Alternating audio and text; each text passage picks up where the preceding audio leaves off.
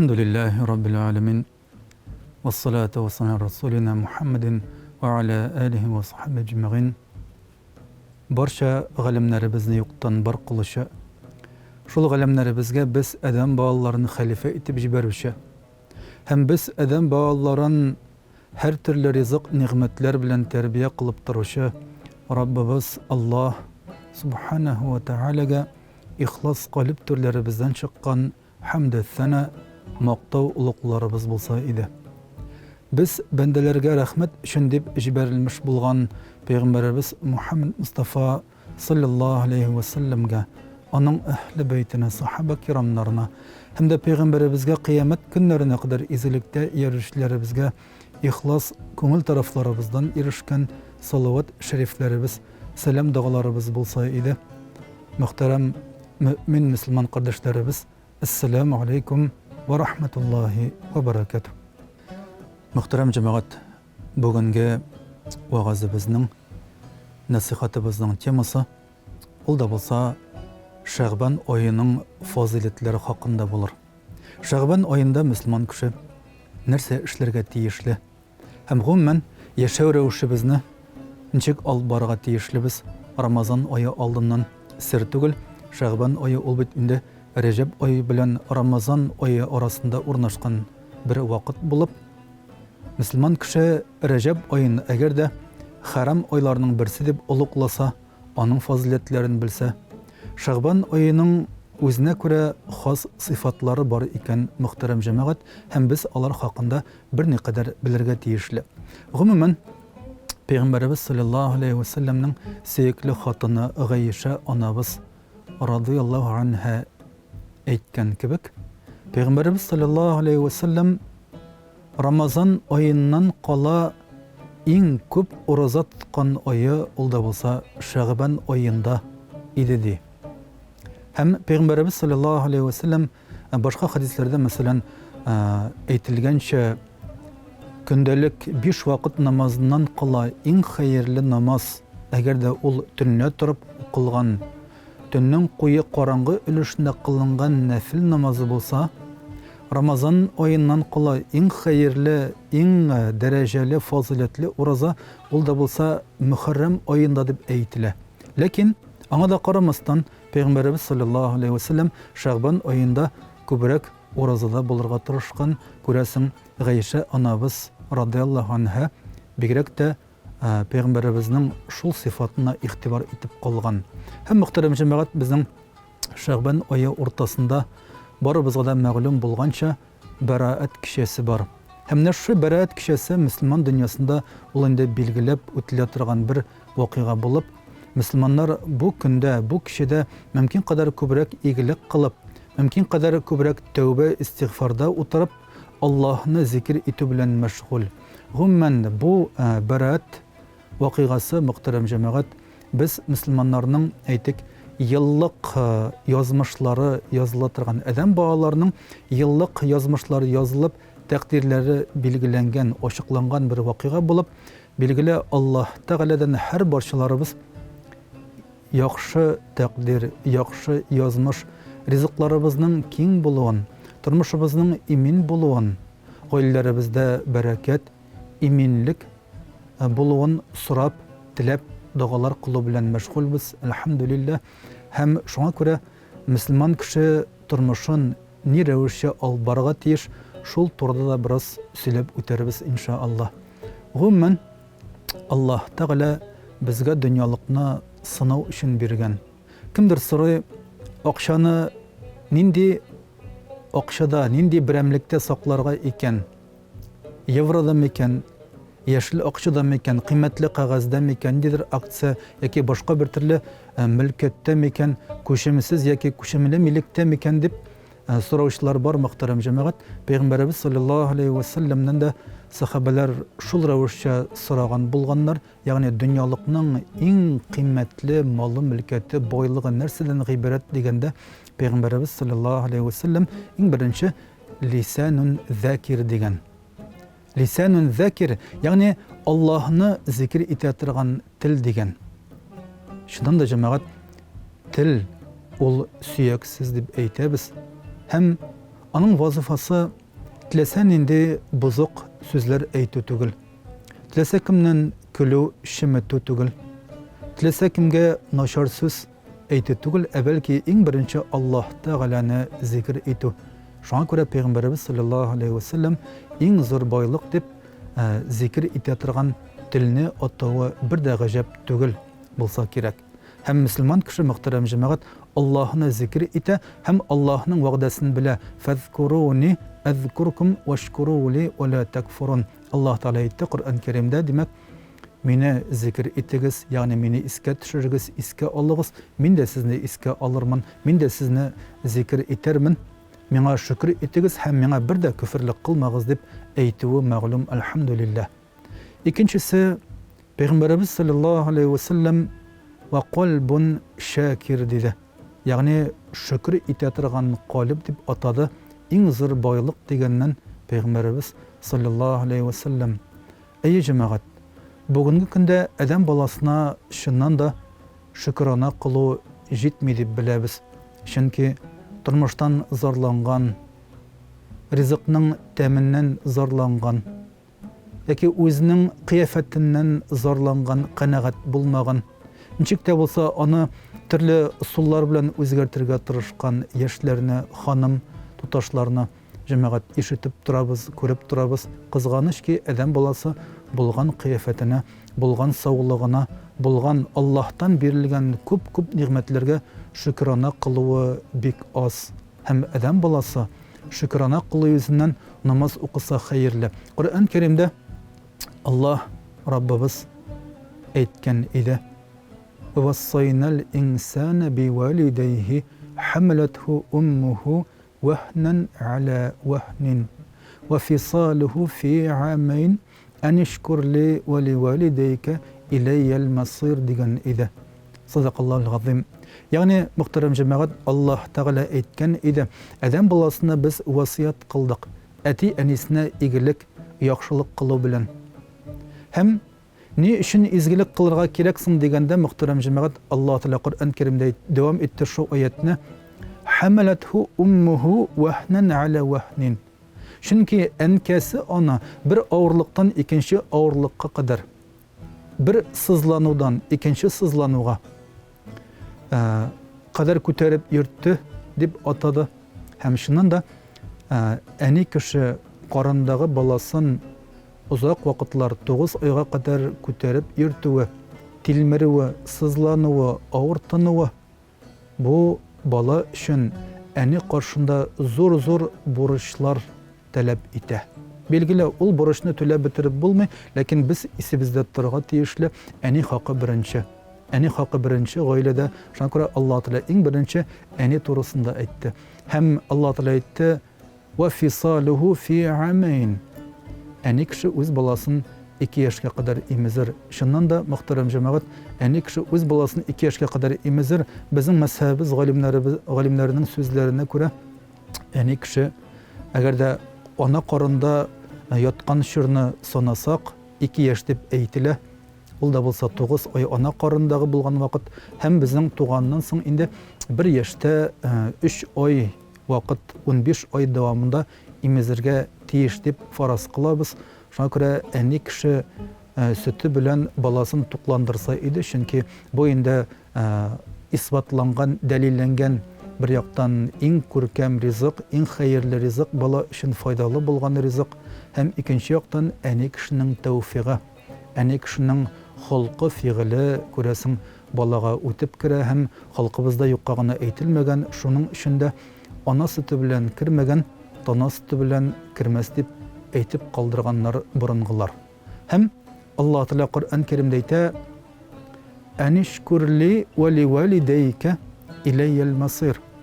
Аллаһ Тәгалә әти-әниегезне хөрмәт итәргә васыят кылдык дип аңлатып күрсәткәннән соң, миңа шөкр итүегез һәм әти-әнкәгезгә шөкр итүегез өчен дә. Суфиян бин Уяйна исемле улуг галимнәребездән берсе, мөхтәрәм җәмәгать, әйтеп калдырган: Аллаһ Тәгаләгә шөкр итү ни рәвешчә була дигәндә, ул 5 вакыт намаз уку дигән. Allah'ka şükür itu, ol 5 vakit namaz oku degen söz degen. Eğinde eti enigizge şükür ituğuz dip eyte Allah Teala Sufyan bin Uyeyne Hazretleri eyte bu inde eti enige kılına tırgan hayır dağadı. Eti enine dua bilen iske alu.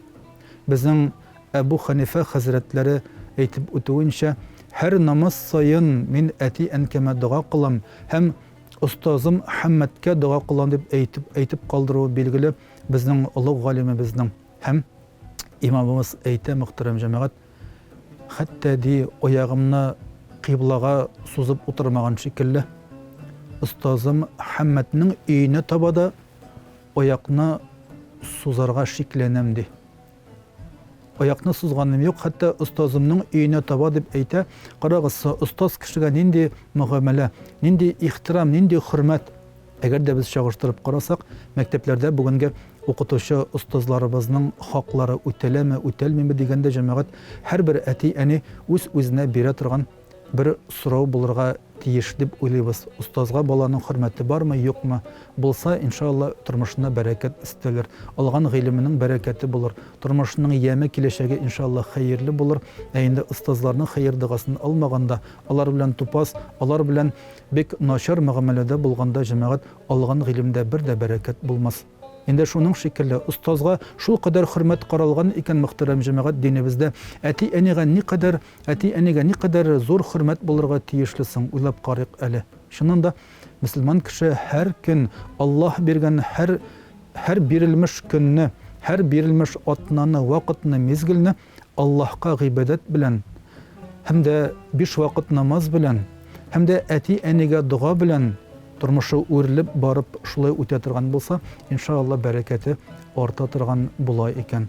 Hem muhterem cemaat Peygamberimiz sallallahu aleyhi ve sellem birinchisi demek lisanun zakir, yani Allah Teala'na zikir ete turgan til deb atadı zor boyliqni. İkincisi ve qalbun şakir, yani şükür ete turgan qalb dedi. Hem üçüncüsü ve zawjatun mu'minah tuğni ala imanihi.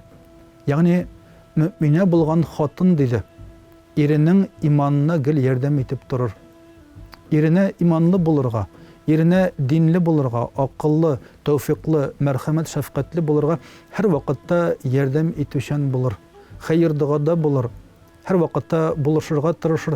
Tili bilen, sözü bilen, gameli bilen onu her vakitte kanatlandırırga, erine her vakitte yakşı söz bilen endeşirge tırışır muhterem cemaat. Mine şunday hatınlarının Allah karşında dereceleri isketkeş zor iken. Şundan da eğer de biz bunu bile turgan bolsak, senin hatının, senin cemaatin, halal şifetin, eğer de indi ol Allah'ını tanı iken, eğer de ol 5 vakit namazda iken, eğer de ol halal bilen haramını ayıra iken, bağlarına halal rızıkını uşatırga tırışa iken, hem sana indi bir aldığına 5 artına düşken kebek seni karşı Allah uzatıp kala iken yılmayın bulak ite iken cemaat Allah karşında en zor bulak, en zor dünyalıkның zor nimetı de bile biz elhamdülillah mandi hatın kızına Allah karşında şankıra inde Allah Teala her gaylege eminlik, tınışlık, molluk, bereket er bilen hatın arasında Allah Teala her gaylege tatlılık, tegizlik, ülfet, muhabbetin nasip eylese idi. Muhterem cemaat, turmuşta türlü sınavlar bula. Hem adam balası o sınavlarına sabırlık bilen, o sınavlarına gıybedet bilen öte turgan bolsa, inşallah jеңілірек, inşallah оңайлырақ bulur. Hem Ummu Seleme isimli hatın boynu sonundan Peygamberimiz sallallahu aleyhi ve sellem'nin hatını buluğu bilen meşhur, isketkeş zor ilim iyesi bulgan, takvalık iyesi bulgan hanım. Onun derecesi ümmetimizde zor. Birden ol müminlerin en iyisi anası bulsa, ikinciden ol indi Mekke'den Efiyopya'ya, yani Habercistan'a hicret kılgan sahabelerden Ummu Seleme'nin küplerimizge bilgili bulgança iri Ebu Seleme ule vefat bula. Hem Ummu Seleme Peygamberimiz sallallahu aleyhi ve sellem'nin ağırlık kilgende, koygu hasret yuğaltı kilgende ne şu duanı okursun dip atalgan üretken duasın Peygamberimizin isine düşüre. En birinci ире үлгәннән соң biz күпләребез әйткәнебез кебек, мәрхүм-мәрхүмләребезнең ишеткәндә, күргәндә әйтик, җиназа күргәндә, тап булганда җиназага инна лиллаһи ва инна илейһи раҗиун ди. Ягъни без барыбыз да Аллаһтан һәм без барыбыз да Аллаһка яңадан кайтачакбыз. Һәм Умму Сәләмә әйтә: "Аллаһумма җурни фи мусибати." Я Раббым, миңа ошбу кайгымда, миңа ошбу югалтуымда әҗир савап бирсәң иде. Ягъни Пәйгамбәрбез саллаллаһу алейхи ва сәлләм сахабаларына радиллаһу анһум шулай итеп өйрәтә торган була. Нинди генә кайгы хәсрәт килмәсен, нинди генә сынау адам баласына түземлек таләп итә торган, шыдарга өйрәтә торган, сабыр итәргә өйрәтә торган дәрес, сынау килмәсен, мөхтәрәм җәмәгать, аларның һәммәсе өчен дә әҗир саваплы булабыз иншааллаһ. Аллаһ Тәала әҗир савапларын бирә һәм Умму Сәләмә дә сораган икән Аллаһ Тәгаләдән әҗир савап. Аллаһумма җурни фи мусибати ва ахлиф ли хайран минха. Ягъни, я Раббым, миңа ошбу кайгы хәсрәтемне, ошбу югалтуымны хәерлерәк булган әйбер белән, хәерлерәк булган өлеш белән алыштырсаң иде ди. Һәм карагыз, Умму Сәләмә әйтә: "Шул дуганы кылдым. Пәйгамбәрбез саллаллаһу алейхи ва сәлләм өйрәткәнчә, Аллаһ Тәгаләдән минем яраткан газиз иремне тагын да хәерлерәк кешесе белән алыштыруын сорадым Аллаһтан." Бер караганда гаҗәп, Әбу Сәләмәдән дә артыграк, кыйммәтлерәк, дәрәҗәлерәк, якынрак кем булуы мөмкин икән дип уйладым. Ләкин Аллаһ Тәгалә миңа үзенең пәйгамбәрен бирде ди. Аллаһның пәйгамбәре, Аллаһның илчесенең хатыны булырга миңа насип булды. Менә шу дугаларны укыдым дип әйтә мөхтәрәм җәмәгать. Шуңа күрә мөселман кеше нинди генә халәттә дә Аллаһка сабыр итәргә, авырлык килгәндә түзәргә, шыдарга тиешле. Һәм моның өчен күп-күп әҗир саваплар бар иншааллаһ. Мөселман кеше һәр вакытта Аллаһ Тәгаләне зикр итеп, теле белән искә төшерергә тиешле. Калбы белән, йөрәге белән шөкранә кылуда булырга тиешле. Аның телендә теләсә инде яман, әшәке, пычрак сүзләр түгел, мөселман кешенең телендә шөкр итү, күркәм, башкаларга әйтик, үрнәк булырлык сүзләр тибрәләргә тиешле мөхтәрәм җәмәгать. Һәм күп кешеләр мөселманнарны карый, күрә, алардан үрнәк ала яки алардан гыйбрәт ала. Инде яхшы үрнәк булырга тырышсак иде. Гомумән, Рамазан аен мөселманнар, безнең өммәтебез кадерле кунакны көтеп алган шикелле зарыгып, инде әнә килә, менә килә дип сави балалар инде кунак килгәндә ничә көн калды дип билгеләп барган шикелле. Сави балалар кунак килгәндә үзләренең вазифаларын, эшләрен, шөгыльләрен, уңышларын күрсәтергә атлыгып, шатланып, өметләнеп көтеп торган шикелле, без дә мөхтәрәм җәмәгать Рамазан аен шатланып, өметләнеп көтеп торабыз. Әлхәмдүлилләһ. Һәм нәшә Шәгъбан ае безнең Рамазан аен көтә торган вакытыбыз.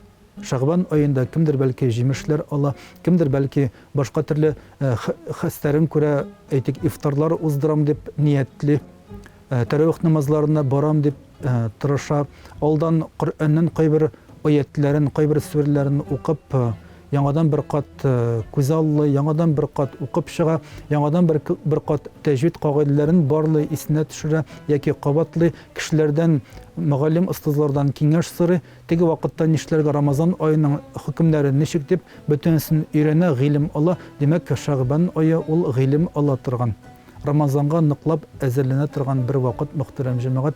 Шуңа күрә Шәгъбан аен инде бер дә гафиллектә уздырмасак иде. Шәгъбан аенда бигрәк тә әйткәнемчә, ул да булса бәраәт кичәсе булуы мәгълүм. Һәм монда инде Аллаһ Тәгаләдән киләчәгебезнең ничек булса да ярый дип кул селтәү гаҗәп булыр иде. Шуңа күрә без Аллаһ Тәгаләдән хәерле киләчәк сорап, иминлек сорап, муллык, бәрәкәт сорап, кылган гамәлләребезнең кабул булуын сорап, һәм тагын да күп-күп игелекләр кылырга өметләнеп, Шәгъбан аенда шундый хәзерлек, хәстәрлек белән уздырабыз мөхтәрәм җәмәгать. Һәм Шәгъбан ае әйткәнемчә, шулай дәресләр ала торган вакыт икән. Мөхтәрәм җәмәгать, Шәгъбан ае безнең дөнья һәм ахират кыйммәтләрен, шағыштыра торган вакытыбыз булып тора. Чөнки адам баласы сер түгел, ул иртән торып эшкә китә, кич белән эш аты өенә шабып кайткан шикелле гаиләсенә тынычлык табарга әйләнеп кайта, әлхәмдүлилләh. Ләкин шуның белән бер рәттән мөселман кеше ахират кыйммәтләренә зур игътибар бирергә тиешле. Аллаһ Тәгалә иң беренче ахират кыйммәтләре хакында әйтте. Аллаһ Тәгалә Коръәндә: "Вабтагы фима атакаллаһу дарал ахира". Ягъни Аллаһ биргән ниғмәтләр, Аллаһ биргән мөмкинлекләреңне ахирәткә юнәлт диде. Ягъни мөселман кеше Аллаһ биргән ризык, Аллаһ биргән көч, куәт, саулык, сәламәтлек, Аллаһ Тәгалә биргән уңыш һәм башка төрле күп ниғмәтләрен ахирәткә таба юнәлтү хәерле. Моннан мурад нәрсә? Еш кына без бөтен тормышыбызны дөньялык үлчәме белән үлчибез. Пәйгамбәрбез саллаллаһу алейхи ва саллям сахабаларга әйткән вакытта, мәчеткә, намазга дип, гыйбадәткә дип юнәлгәндә, һәр адым өчен бер әҗр савап языла, һәм икенче адым өчен бер гынах ярлыкана дип әйткән. Һәм шуны ишеткән сахабалар адымнарын вак-вак итеп атлый торган булганнар. Ягъни карагыз, мөхтәрәм җәмәгать, Аллаһ каршында мөмкин кадәр күбрәк әҗр савап язылсын дип, хәтта адымнарын кичерәйтеп атлый торган булганнар Аллаһның рәхмәте. Шуңа күрә, мөхтәрәм җәмәгать, Аллаһ Тәгалә үзенә бирелгән ниғмәтләрен шуларга шөкр итеп ахирәткә юнәлтүче кулларын сөя. Фақат ахират турында әйткәннән соң гына Аллаһ Тәгалә дөнья турысында әйтә: "Вала танса насибака минад дөнья". Ягъни дөньядан насип булган өлешеңне дә онытма ди. Бу инде мөселман кеше намазлык өстендә генә көн буена утыру түгел, бәлки намаз араларында кәсеп белән, хезмәт белән шөгыльләнергә тиеш дигән сүз. Пәйгамбәрбез саллаллаһу алейхи ва саллям: "Сезнең иң яхшы ризыгыгыз хатыннарыгызның авызына салган ризыгыгыз" диде. Хатыннарыгызның авызына салган валшыгыз диде, мөхтәрәм җәмәгать. Шуңа күрә гаилә турында кайгырту Аллаһ каршында шулай ук әҗрле, саваплы гамәл булып, мөселман кеше Пәйгамбәрбез саллаллаһу алейхи ва саллям өйрәткәнчә, кошлар иртән ничек итеп Аллаһка тәвәккәллек кылып, Аллаһка тапшырып чыгып китә торган булсалар, мөселман кеше дә Аллаһка тәвәккәллек кылып, бисмиллаһ, тәвәккәлту алаллаһ, ла хаула ва ла куввата илля биллаһ дип чыгып китсә хәерле. Ягъни бисмиллаһ, Аллаһ исеме белән һәм Аллаһ Тәгаләгә тапшырдым, тәвәккәллек кылдым.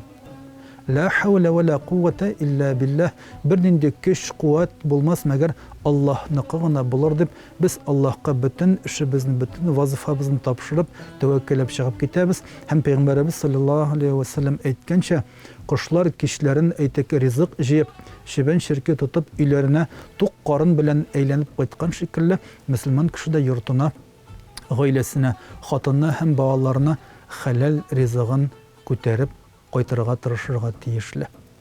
Дөрес, уңыш Аллаһтан, ләкин кәсеп итү бездән. Мөселман кеше ялкау, мөселман кеше өметсез, мөселман кеше куркак фәлән булырга тиеш түгел. Мөселман ир-егетләре элек-электән батыр булып, тырыш булып, гаилә җанлы булып, бала җанлы булып, хатыннары, балалары турында һәр вакытта кайгыртып яшәгәннәр. Мөхтәрәм җәмәгать, безгә бу яктан әби бабаларыбыз үрнәк булырга тиешле. Инде тагын да шуны әйтеп үтәсем килә. Аллаһ Тәгалә бу аятның дәвамында әйтте: "Ва ахсин кама ахсаналлаһу илейк". Аллаһ Тәгалә сиңа изгелек кылган кебек, син дә изгелек кыл дип буйырды. Шуңа күрә, мөхтәрәм җәмәгать, Пәйгамбәрбез саллаллаһу алейхи ва саллям әйткән шикелле, "Куллу яумин татлау шамс". Һәр көнне кояш чыга. Кояш чыкмаган көн юк. Аллаһ Тәгалә мәшриктән чыгарып, мәгърибтә батыра кояшны, һәм мөселман кеше һәр көнне садака кылырга тиешле. Садака нәрсә ул дигәндә, хадисләрдә килгәнчә, мөхтәрәм җәмәгать, яхшы, туры сүзне сөйләү дә ул садака. Кимгәдер яхшылыкны өйрәтү ул садака. эшләп тапкан акчаңны фәкыйрь мискиннәргә бер өлешен ярдәм итеп бирү бу да садака. Һәм Пәйгамбәрбез саллаллаһу алейхи ва саллям әйткәнчә, әгәр дә бүтән нәрсә кулыңнан килмәсә, һич югы гөнаһтан тыел. Бер гөнаһны ниятләгәнсең икән, аннан тыел, бу да садака булыр дип әйтте Пәйгамбәрбез саллаллаһу алейхи ва саллям. Ва ахсин кама ахсаналлаһу илейк. Аллаһ Тәгалә сиңа изгелек кылган кебек, син дә изгелек кыл. Аллаһ Тәгаләнең безгә кылган изгелекләрен санап бетергесез. Күзләребез күрә, колакларыбыз ишетә, башларыбыз, зиһеннәребез эшли. Әлхәмдүлилләһ, аяк-кулларыбыз белән йөрибез, үзебез эшкә барабыз, ризыгыбызны үзебез уң кулыбыз белән бисмиллаһ әйтеп ашыйбыз. Әлхәмдүлилләһ. Инде бөтен кәсеп хезмәтләребезне үзебез башкарабыз. Кай вакытта өметсезлеккә, төшенкелеккә биргән егетләребезгә әйтәсе килә. Хәтта инвалид булган бабайлар, әбиләр, хәтта инвалид булган, коллары, аяклары булмаган кешеләр дә һаман яшәргә тырыша, мөхтәрәм җәмәгать. Һаман яшәп, безгә үрнәк күрсәтеп, һаман кәсебен үзе кылырга тырыша, кеше өстенә салынып ятмый. Әти әнкәнең пенсиясына карап ятмый, бәлки үзе булдырырга тырыша. Һәм күптән түгел интернетта бер видеоролик күренде. Иягенә балтасын кыстырып, ияге белән генә утын яручы ир кеше күрсәтелде, мөхтәрәм җәмәгать. Инде ике кулы да юк. Бер кул булса ярар, ике кулы да юк. Иягенә балтасын кыстырып, шул ияге белән утын яра, Аллаһның рәхмәте. Ягъни ла тaqnatu мин рахматиллаһ. Аллаһ Тәгалә әйтте, Аллаһ Раббыгызның рәхмәтеннән өмет үзмәгез. Өметле булыйк. Аллаһның рәхмәтенә, Аллаһның рәхим шәфкатенә ирешергә тырышыйк. Пәйгамбәрбез саллаллаһу алейхи ва саллям Адам баласы үзенең гамәле белән генә кирмәс җәннәткә, бәлки Аллаһның рәхмәте белән генә кирер диде. Сахабалар сораган вакытта, я Расулуллаһ, син дә шулай Аллаһның рәхмәте белән генә кирәсеңме дигәндә, Пәйгамбәрбез саллаллаһу алейхи ва саллям әйтте, әйе, мин дә бары тик фақат Аллаһның рәхмәте белән генә кирәчәкмен диде. Аллаһ Тәгалә ил көннәребезгә тынычлык бирсен, исәнлек, саулык насип әйләсен, балаларыбыз тәүфиклы булсын, игелекле булсын, кыямәт көнендә алар өчен җавап биргәндә җиңел рәвешчә җавап биреп, алар безнең йөзләребезгә кызыллык китермичә, дин юлында булып, игелек, мәрхәмәт, шәфкать юлында булып, нәсел руларыбызны матур итеп дәвам итсәләр иде. Аллаһның рәхмәтләре булсын. Ассаламу алейкум ва рахматуллаһи ва баракатуһ.